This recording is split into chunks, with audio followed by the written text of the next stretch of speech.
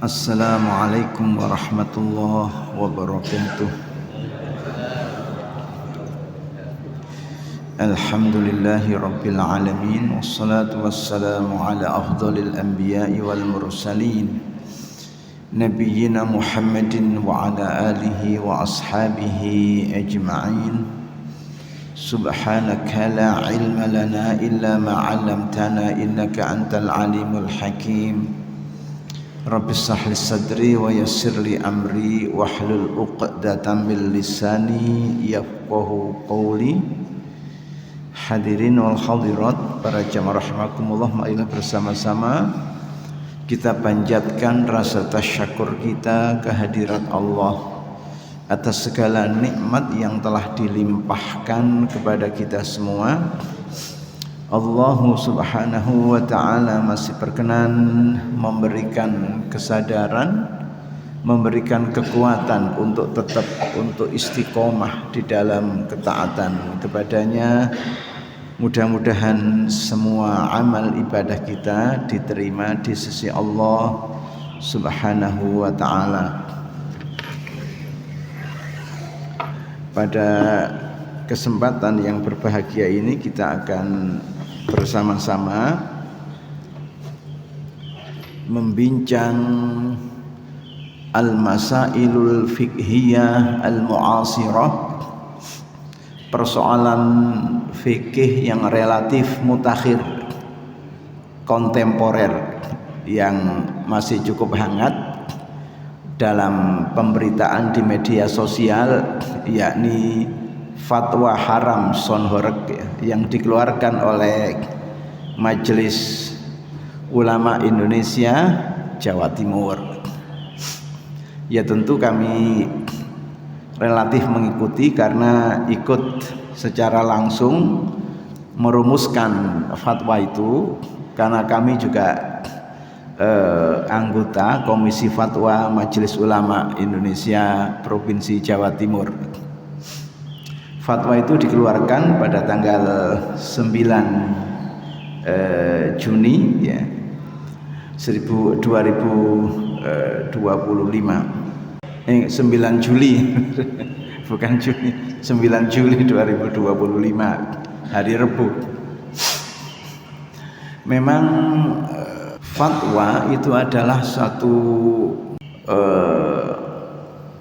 putusan keagamaan untuk menyikapi persoalan-persoalan hukum Islam yang dihadapi masyarakat, baik itu diminta ataupun tidak diminta.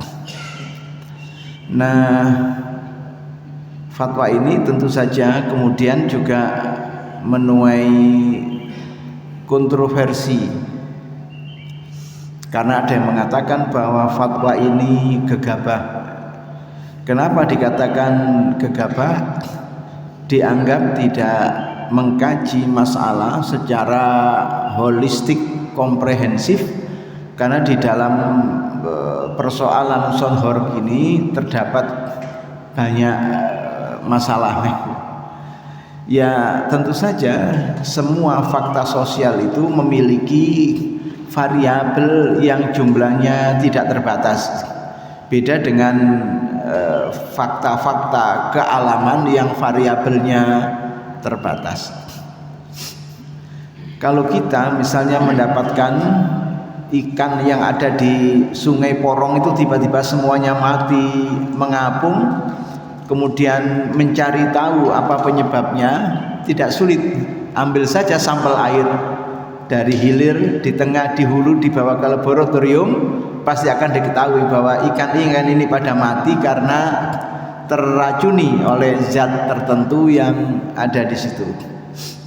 Tapi untuk mengetahui kenapa muncul sebuah fenomena yang namanya sonhor itu, tentu tidak sederhana itu. Persoalannya, ia adalah produk budaya, ia adalah fakta sosial yang dipengaruhi oleh variabel, oleh faktor yang sangat banyak. Ada budaya di situ, ada sosial di situ, ada ekonomi di situ, ada semangat tertentu di situ dan lain sebagainya. Nah, Sonhoreg adalah nama yang diberikan oleh masyarakat terkait fenomena yang mereka temui. Dikatakan Sonhoreg karena memang ia adalah satu sistem audio digital ya yang begitu powerful, yang suaranya itu tidak saja memekakkan telinga tapi juga membuat kaca-kaca rumah kita itu menjadi horeg, jadi der dan seterusnya. Bahkan dalam batas tertentu bisa menjatuhkan genteng rumah-rumah yang ada di sekitarnya, meruntuhkan plafon atau merusak, mematikan lampu-lampu yang ada di teras masyarakat yang dilewati itu. Nah, saya akan mulai dari kenapa kemudian muncul fatwa haram Sonhoreg tadi. Bapak Ibu semuanya, hukum Islam atau yang kita kenal dengan hukum fikih itu tidak pernah menyasar barang. Yang disasar itu adalah perbuatan orang. Makanya ilmu fikih itu didefinisikan al ilmu bil ahkam asy-syar'iyyah al mustanbatatu min adillatiha at-tafsiliyah. Al ilmu bil ahkam asy-syar'iyyah al amaliyah. Pengetahuan tentang hukum syarak praktis. Al mustanbatatu yang digali min adillatiha at-tafsiliyah dari dalil-dalilnya yang terinci. Jadi hukum syariah atau hukum fikih tadi tidak menyasar barang tapi menyasar perbuatan manusia. Misalnya babi haram, sebenarnya kata-kata itu tidak tepat karena babi itu bukan perbuatan manusia. Tapi kalau mengkonsumsi babi hukumnya haram, iya. Karena babi tidak bisa dikatakan halal haram karena ia adalah barang, bukan perbuatan manusia. Tapi ketika perbuatan manusia mengkonsumsi babi hukumnya haram, iya seperti itu. Sama dengan ada protes sementara masyarakat, lupa Sonhoreg kok dikatakan haram, wong Sonhoreg itu tidak dicokot, tidak dikerikiti, dia adalah barang. Ya tentu saja ya, karena hukum syarak itu tidak menyasar barang tapi menyasar perbuatan.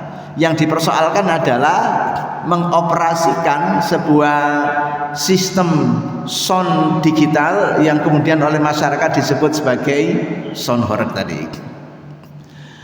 Nah, sebenarnya fenomena Sonhoreg ini sudah relatif lama ya, setidaknya setelah selesainya COVID-19 itu muncul ya. Seperti yang saya katakan, ia adalah satu produk budaya, bahkan bisa dikatakan sebagai inovasi di bidang sound system yang sebenarnya sudah lama dimanfaatkan manusia.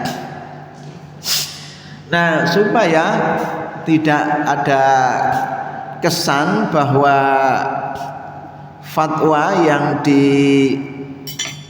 dikeluarkan oleh majelis ulama itu tidak serius dan lain sebagainya, maka dipanggillah semua pihak yang memang penting untuk dimintai keterangan. Maka majelis ulama mengundang orang yang merasa dirugikan atau lapisan masyarakat yang merasa dirugikan. Kemudian praktisi Sonhoreg diundang juga, pakar yang ahli di bidang THT, karena itu adalah audio digital, maka apa sih dampaknya bagi kesehatan telinga manusia. Diundang juga teman-teman majelis ulama daerah yang barangkali memiliki pengalaman-pengalaman tertentu terkait Sonhoreg ini, karena Sonhoreg ini adanya di daerah ya, tidak di Surabaya, tidak di Sidoarjo, tapi di daerah Kediri, Jombang, Malang, Blitar dan seterusnya. Nah hadirin, maka kita beri kesempatan semua pihak tadi untuk menyampaikan aspirasinya ya, sebelum kita mengeluarkan fatwa terkait fenomena mutakhir yang disebut sebagai sonhorek tadi. Lapisan masyarakat yang merasa dirugikan mengatakan dia punya pengalaman ya pada karnaval tahun kemarin itu. Biasalah kalau karnaval itu kan peserta karnaval tidak jalan terus, ada saatnya mereka berhenti kemudian melakukan atraksi-atraksi begitu ya. Kemudian setelah selesai jalan lagi, berhenti jalan lagi. Nah qadarullah ada sonhorek yang ikut karnaval itu berhenti di rumah seseorang yang di dalam rumah itu ada orang sakit, ada orang tua yang sakit, sehingga ya sangat terganggu. Yang sehat saja terganggu, apalagi yang sakit. Nah kemudian salah satu dari anggota keluarga itu keluar untuk minta tolong kepada operator sonhorek itu supaya mengecilkan volumenya ya. Nah ternyata reaksinya volumenya tidak semakin dikecilkan tapi semakin dibesarkan. Nantang itu ya, sehingga yang punya rumah ya tidak bisa berbuat apa-apa ya, tidak bisa berbuat apa-apa karena tidak memiliki kewenangan untuk melarang, tidak memiliki kewenangan untuk menghentikan dan seterusnya. Itu kan kewenangan pihak keamanan. Yang kedua bahwa sonhorek ini dalam perkembangannya tidak saja diusung pada acara-acara besar seperti karnaval, tapi juga sudah masuk gang-gang sempit di tengah perkampungan. Dalam hajatan-hajatan warga itu juga banyak yang kemudian menggunakan sonhorek ya. Tentu saja ini mengganggu ketentraman masyarakat. Diceritakan kalau ada orang punya hajat dengan nanggap sonhorek itu dipastikan ya tetangganya itu tidak bisa ngomong, mau ngomong sama istrinya, ngomong sama anak-anaknya orang tidak bisa, benar-benar tidak bisa, karena saya juga mengalami sampai sonhorek itu berhenti baru bisa ngomong ya, tidak didengar. Demikian pula tadi kaca rumah kita itu bergetar ya sepanjang hari dan lampu-lampu yang ada di teras rumah kita itu pada matinya. Padahal sonhorek yang dioperasikan di gagang sempit di tengah-tengah masyarakat itu ya speknya itu sederhana, artinya yang minimalis, tidak seperti yang diusung orang dalam acara-acara besar seperti karnaval tadi. Yang berikutnya laporan masyarakat tadi, ternyata sonhorek juga tidak berdiri sendiri, ia bisa menjadi pemicu hadirnya kemungkaran-kemungkaran baru. Di situ ada dancer yang melakukan tarian-tarian erotis, di situ ada khamr yang diminum dan lain sebagainya. Bahkan tidak jarang kemudian menimbulkan tawuran antara satu kelompok sonhorek dengan kelompok sonhorek yang lainnya. Artinya ada potensi terjadinya kemungkaran baru. Nah kemudian dari praktisi sonhorek juga kita beri kesempatan untuk menyampaikan aspirasinya. Ya benar, mereka mengatakan bahwa sonhorek ini adalah sebuah produk budaya, adalah sebuah inovasi di bidang audio digital ya. Artinya sebuah kreasi anak bangsa yang seharusnya memperoleh apresiasi dari kita ya. Di samping itu juga memiliki andil di dalam mendongkrak perekonomian masyarakat, karena dalam pembuatannya itu juga melibatkan UMKM yang ada di daerah. Sonhorek yang minimalis saja biayanya paling murah itu adalah 100 juta sampai 200 juta. Tapi sonhorek yang spek maksimalis itu bisa mencapai miliaran rupiah untuk menciptakannya. Apalagi kalau untuk karnaval setidaknya melibatkan genset yang besar, makanya mesti membawa truk. Tanpa genset itu tidak bisa menghasilkan tenaga yang powerful tadi. Yang ketiga, kita hadirkan juga pakar, seorang guru besar, dokter spesialis hati dari Fakultas Kedokteran Unair. Mereka menjelaskan bahwa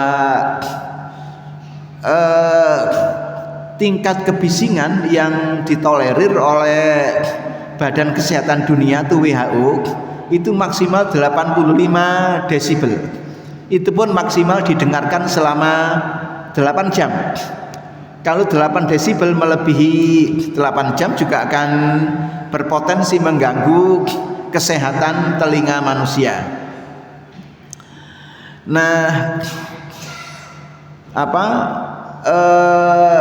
terutama kepada kelompok manusia yang rentan, yaitu anak 0 tahun sampai 5 tahun itu kan belum memiliki sistem pendengaran yang kuat seperti orang dewasa, itu sangat rentan terkena dampak negatif dari sound horeg tadi.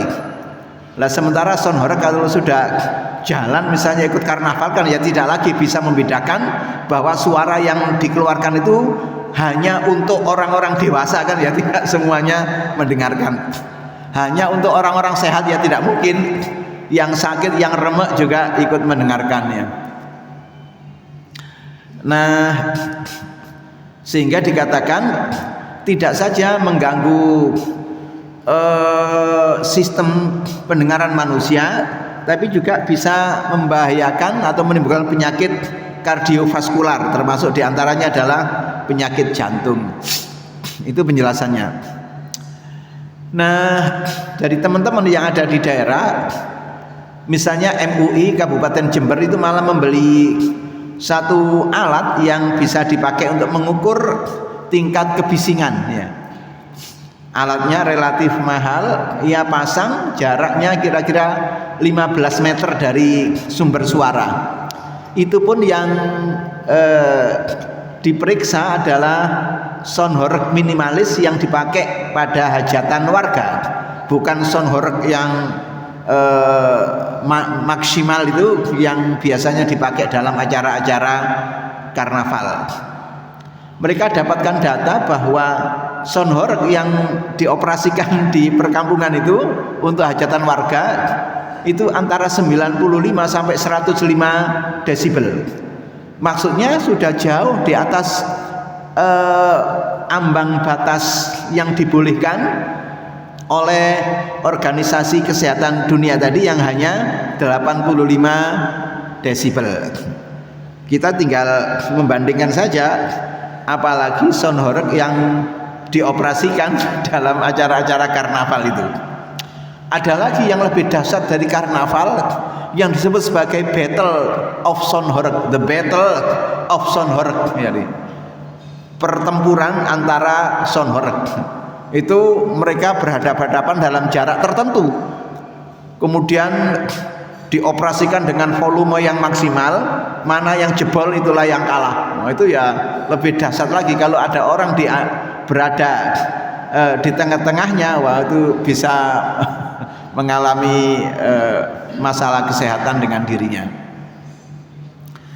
Baiklah hadirin, itu adalah fakta-fakta yang didapatkan dari orang-orang yang memang patut untuk dimintai informasi ya, tentang sound horeg tadi. Nah, sekarang bagaimana pandangan hukum Islam tentang fenomena sound horeg tadi? Seperti tadi kami katakan bahwa fikih atau hukum Islam itu adalah al-ilmu bil ahkam asy-syar'iyyah al-amaliyah al-mustanbatatu min adillatiha at-tafsiliyah, adalah ilmu yang bicara tentang hukum syarak amali, hukum syarak praktisi, membincang tentang perbuatan manusia, yang itu membincang tentang hukum perbuatan manusia yang itu digali dari sumber-sumbernya yang rinci, Tentu sumber-sumber hukum Islam itu adalah Al-Quran dan As-Sunnah. Yang kedua, bahwa son horeg ini dalam konteks fikih adalah dipetakan menjadi masalah muamalat duniawiyat, ya. Bukan masalah ibadat, ya. Tapi masalah muamalat duniawiyat. Kalau ia masalah muamalat duniawiyat, maka padanya dikenakan satu kaidah yang bunyinya adalah al aslu fil asya'i al ibahah hatta yadulad dalilu ala tahrimi. Hukum asal dalam masalah muamalat duniawiyat, hukum asal dalam masalah di luar ibadah adalah boleh-boleh saja, adalah mubah-mubah saja, sampai ada dalil yang mengharamkannya. Sehingga yang dikaji dalam masalah muamalat duniawiyat itu, adakah dalil yang mengharamkannya? Kalau ada yang menjadi haram, kalau tidak ada ya tidak apa-apa. Sehingga sangat fleksibel. Beda dengan masalah ibadat yang sedemikian kaku. Dalam masalah ibadat, kaidahnya al aslu fil ibadati haram hatta yadulad dalil alal amri. Hukum asal dalam masalah ibadah itu haram sampai ada dalil yang memerintahkannya. Tidak ada dalil yang memerintahkan orang melaksanakan ibadat, maka ibadatnya tertolak. Bid'ah namanya. Man amila amalan laisa alaihi amruna fahuwa raddun. Barang siapa yang melakukan suatu amal yang di situ tidak ada perintahku, kata Nabi, maka ia tertolak. Jadi karena fenomena son horeg ini adalah masalah muamalah duniawiyah, kaidah yang diterapkan adalah tadi, hukum asal dari segala sesuatu itu boleh-boleh saja, mubah-mubah saja, sampai ada dalil yang mengharamkannya. Nah, kalau kita melihat fakta tadi, maka kita akan merujuk kepada ayat Al-Quran yang mengatakan wala tulqu biaidikum ila tahluka. Janganlah kalian lemparkan diri kalian kepada kebinasaan. Syariat Islam melarang orang untuk menempatkan dirinya di dalam satu suasana yang membahayakan kehidupannya, cepat atau lambat, disadari atau tidak disadari. Sehingga pendekatan yang dilakukan ketika menentukan hukum perbuatan namanya mengoperasikan son horeg itu adalah pendekatan fikih maqasid. Fikih terkait tujuan umum dari disyariatkannya hukum Islam, yang oleh para ulama dikatakan maqasidut tasyri', tujuan dari pensyariatan itu ada 5, yaitu khifduddin, khifdun nafsi, khifdul aqli, khifdun nasli, khifdul mal. Menjaga keselamatan agama manusia. Apapun yang berpotensi merusak agama haram. Menjaga nyawa manusia. Apapun yang berpotensi mengancam nyawa manusia haram. Kenapa? Bertentangan dengan maqasidut tasyri'. Menjaga akal. Apapun yang mengancam kelestarian akal manusia haram. Menjaga nasl. Apapun yang membuat keturunan manusia itu tidak jelas nasabnya ya haram. Dan menjaga kesucian harta. Apapun yang menjadikan harta manusia itu tidak halal, maka sesuatu itu haram ya. Itu namanya maqasidut tasyri'.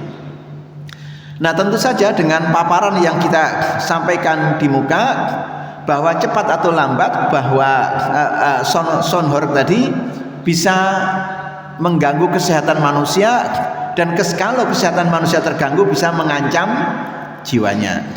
Itu juga dijelaskan oleh pakar yang kita undang dari FK UNER tadi, bahwa dalam batas tertentu itu bisa menimbulkan kematian.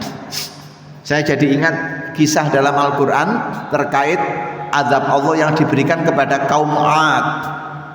Itu kan mereka diazab Allah dengan suara halilintar yang menggelegar ya. Begitu ada halilintar dengan volume yang di luar batas manusia, di luar batas kemampuan manusia untuk mendengarkannya, langsung mereka mati bergelimpangan karena suara tadi. Saya dapat cerita dari seorang teman, ada orang ini ternak ayam. Orang ternak ayam kan biasanya kandangnya itu di sawah yang banyak itu ya, supaya baunya tidak mengganggu masyarakat.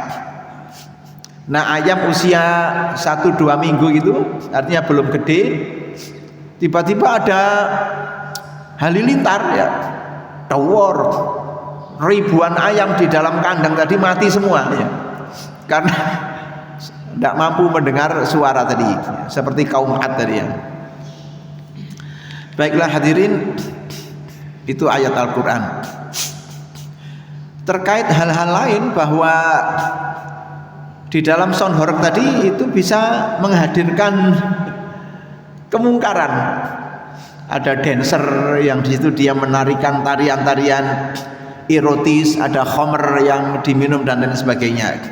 Ayat Quran mengatakan wa ta'awanu 'alal birri wat taqwa wa la ta'awanu 'alal itsmi wal 'udwan.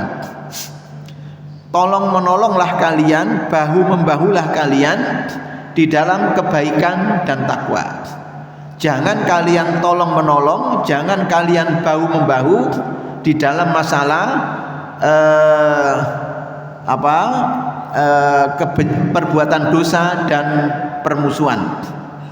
Wa ta'awanu 'alal birri wat taqwa wa la ta'awanu 'alal itsmi wal 'udwan. Nabi SAW pernah mengatakan la dharara wa la dirar. Orang itu tidak boleh menciptakan bahaya untuk dirinya, juga tidak boleh menciptakan bahaya untuk orang lain. Nabi juga mengatakan al-muslimu man salimal muslimuna min lisanihi wa yadihi. Muslim yang sejatinya adalah orang yang lisan dalam kurung suara serta tangannya tidak mengganggu orang. Bisa saja tangan kita tidak pernah mengganggu orang, tapi suara yang kita keluarkan itu mengganggu orang. Nah, tentu sound ini adalah suara yang mengganggu orang. Artinya dalam konteks muslim yang sejatinya, maka ia tidak masuk itu. Nabi mengatakan tadi al-muslimu man salimal muslimuna min lisanihi wa yadihi. Muslim yang ideal, muslim yang sebaik-baiknya adalah muslim yang suaranya, tangannya tidak mengganggu orang. Ya tentu banyak dalil-dalil yang lainnya. Ada tisu enggak ya? Kertas tisu. Oh, Masya Allah ya.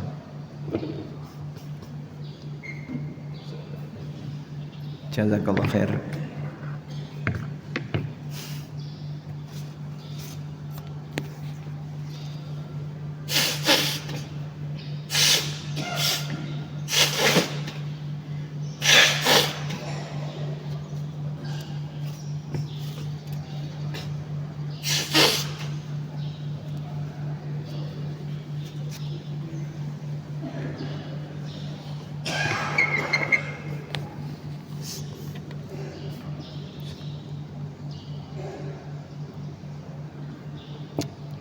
Baik, kita lanjutkan. Dari dalil-dalil tadi, kemudian para ulama merumuskan qawaidul fiqhiyah, kaidah-kaidah fikih yang dengan kaidah itu kita bisa mudah untuk merumuskan hukum fikih pada masalah-masalah yang dihadapi dalam kehidupan manusia. Dengan kaidah-kaidah itu praktis. Dari dalil-dalil tadi kemudian dirumuskanlah kaidah ad-dararu yuzal. sesuatu yang membahayakan kehidupan manusia harus dihilangkan. Ada kaidah juga yang mengatakan darul mafasidi muqaddamun ala jalbil masalih.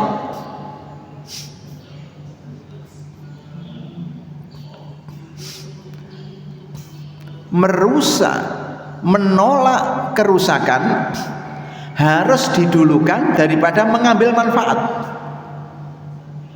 Darul mafasidi muqaddamun ala jalbil masalih. Itu kaidah fikih. Menolak mafsadat, menolak kerusakan harus didulukan daripada mengambil manfaat. Dalam dunia kesehatan ada istilah lebih baik mencegah daripada mengobati. Lebih baik mencegah daripada mengobati. Jenengan makanlah makanan yang bergizi, mahal tidak apa-apa, itu lebih baik daripada kemudian kurang gizi, sakit, duitnya diberikan rumah sakit. Bahwa sesuatu itu di samping mengandung mafsadat atau kerusakan juga mengandung manfaat. Iya, tidak bisa dihindari. Bahkan itu Al-Quran yang menceritakan ketika terkait dengan khamr dan judi. Yas'alunaka anil khamri wal maisir kul fihima ithmun kabirun wa manafi'u linnas wa ithmuhuma akbaru min naf'ihima. Orang bertanya kepadamu hai Muhammad tentang hukum judi dan khamr. Katakanlah bahwa judi dan khamr itu mengandung dosa besar, juga memiliki manfaat-manfaat bagi manusia. Bukan tidak ada manfaatnya, tapi dijelaskan wa itsmuhuma akbaru min naf'ihima. Dosa dari keduanya itu lebih besar daripada manfaatnya. Khamr apa manfaatnya? Banyak. Menciptakan lapangan kerja. Ada pabrik botol di situ, ada macam-macam manfaat di situ. Malah katanya bir atau khamr itu bisa dipakai jamu. Bir satu gelas ndoke banyak 5 gitu dicampur itu ya. Tapi yang jadi jamu yang ndoke banyak tadi bukan birnya. Judi apa ada manfaatnya? Ada. Banyak teman, ya teman sesama tukang judi itu. Tapi dikatakan bahwa wa itsmuhuma akbaru min naf'ihima. Sama dengan sonhor tadi, bukan tidak ada manfaatnya, ada. Menghidupkan UMKM, kemudian ada orang bekerja di situ, ada keramaian di situ, orang menjajakan dagangannya di situ dan lain sebagainya. Tetapi setelah kita kaji tadi, wa itsmuhuma akbaru min naf'ihima. Mafsadat yang ditimbulkan lebih besar daripada manfaatnya. Diterapkanlah kaidah darul mafasidi muqaddamun ala jalbil masalih. Kita tidak bisa bicara son ya, tapi bicara mengoperasikan son horek, ada horek gitu. Kalau son ya tentu bermanfaat. Tanpa mukabbirus saut, pembesar suara ini, suara saya tidak didengar dengan baik di bapak-bapak yang di belakang. Coba kalau jenengan sholat di Masjidil Haram, sholat di Masjid Nabawi, berapa jauh jarak kita dengan imam itu? Ratusan meter. Apalagi pengembangan Masjidil Haram yang terbaru, bisa 1 kilo. Jarak antara kita dengan imam, dengan sumber suara bisa 1 kilo. Tapi suaranya tetap nyaring, merdu, jelas, tegas. Itu gara-gara sound yang sangat baik yang dipasang di Masjidil Haram ya. Nah, juga kaidah yang mengatakan bahwa ridha bisyai'i ridha bima yatawalladu minhu. Rela akan sesuatu hal itu berarti juga rela terhadap konsekuensi yang ditimbulkannya. Rela dengan fenomena sound horeg itu berarti juga rela dengan segala sesuatu yang ditimbulkan oleh sound horeg itu. Saya pernah ada pertanyaan dari satu jamaah itu ya, bertanya, Pak, saya ini tanya tentang profesi saya. Saya tanya, profesi jenengan apa? Saya ini supir, driver. Lihat, supir kan biasa-biasa saja toh. Yang penting tidak setiap ngasuh mampir, tidak setiap ngasuh mampir. Enggak Pak, saya ini supir istimewa. Istimewa gimana? Tugas saya tidak berat, walaupun honornya lumayan. Saya hanya ngantar orang yang ada di base camp, ya, mbak-mbak yang cantik-cantik itu ke hotel. Kalau ada orderan, saya antar dari base camp ke hotel. Kalau mbak-mbak yang cantik-cantik itu sudah selesai melaksanakan tugasnya, ya saya jemput lagi, saya antar ke base campnya. Wah, ya bahaya kalau begitu. Itu sebaiknya Anda berhenti, haram itu. Loh Pak, kalau saya tidak kerja gitu terus anak istri saya makan apa? Ya makan nasi, maksud makan kreweng. Saya tanya, jenengan waktu lahir dulu apa sudah bawa duit terus bawa nasi, apalagi nasi kebuli gitu? Enggak Pak, waktu lahir ya enggak bawa apa-apa, tanpa sehelai benang istilahnya. Lah ya kan Allah yang memberi rezeki, kok kemudian takut tidak makan dari mana? Anda lahir enggak bawa apa-apa, Anda lahir itu. Tapi Allah lah yang ngasih makan. Ya orangnya kayaknya menerima itu. Tapi kira-kira 2 minggu kemudian ada pengajian lagi, orang yang mendekati saya, Pak, alhamdulillah saya sudah dapat pekerjaan baru, ya. Tetap sebagai driver, tapi driver minuman dalam kemasan. Ya, alhamdulillah, halalan thayyiban. Daripada sesama driver, tapi yang pertama tadi, jenengan rela mengantarkan orang itu ke hotel, berarti rela juga dengan segala macam perbuatan yang terjadi di dalam hotel itu. Nah sama seperti itu. Jadi akhirnya itulah dirumuskan fatwa haram tadi dengan pertimbangan-pertimbangan tadi.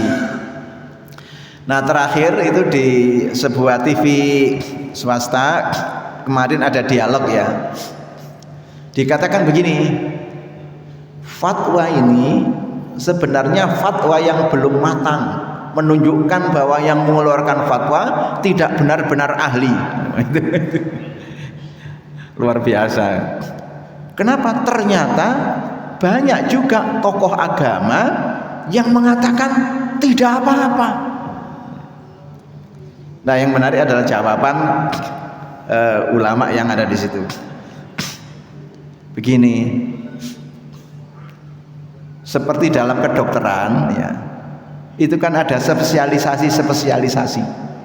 Ada spesialis jantung, spesialis THT, spesialis kulit, kelamin dan lain sebagainya. Dalam ilmu agama juga begitu. Jadi tidak semua tokoh agama itu ahli agama. Itu harus dicatat ya. Tidak semua tokoh agama ahli agama, tidak semua penceramah agama ahli agama. Itu dua hal yang berbeda. Yang disebut ahli agama adalah faqih, ahli fikih. Untuk menjadi faqih itu harus menguasai seperangkat ilmu, bukan sekedar menghafal teks khutbah Jumat yang dijual di toko-toko itu kemudian disampaikan dengan kemampuan yang baik. Itu penceramah agama, dia bukan ahli agama. Atau karena menempati posisi tertentu di dalam struktur keagamaan masyarakat, kemudian ia menjadi tokoh agama, tidak ada jaminan tokoh agama itu ahli agama. Menteri agama itu jabatan tertinggi terkait keagamaan di Indonesia, tapi tidak semua menteri agama ahli agama. Kalau Menteri Agama yang sekarang ini Profesor Nasaruddin itu memang ahli agama, ulama beliau. Memang ahli agama. Kemarin beberapa kali saya waktu di Makkah kemarin diundang ya bersama teman-teman yang lainnya untuk ketemu beliau. Sehingga waktu pembekalan di Jakarta kepada petugas-petugas haji seperti kami itu ada sambutan Menteri Agama Profesor Nasaruddin 1 jam isinya kuliah tasawuf. Katanya teman-teman, apa katanya sambutan 1 jam kuliah tasawuf. Karena Menteri Agamanya ini ulama. Tapi ada Menteri Agama jenderal, bukan ahli agama. Ada Menteri Agama tokoh politik, bukan ahli agama. Bahasa Arab aja enggak bisa ya. Jadi kalau tokoh agama kemudian memiliki pendapat dengan ahli agama, yang dipegang jangan tokoh agama, yang dipegang adalah ahli agama. Tidak semua tokoh agama ahli agama, tidak semua penceramah agama juga ahli agama. Nah itu yang harus dibedakan. Nah mudah-mudahan yang kami sampaikan ini bermanfaat ya. Mohon maaf apabila ada kelebihan ataupun kekurangan, salah kata ataupun kekhilafan. Nasrun minallahi wa fatun qaribah basyiril mu'minin. Wassalamualaikum warahmatullahi wabarakatuh.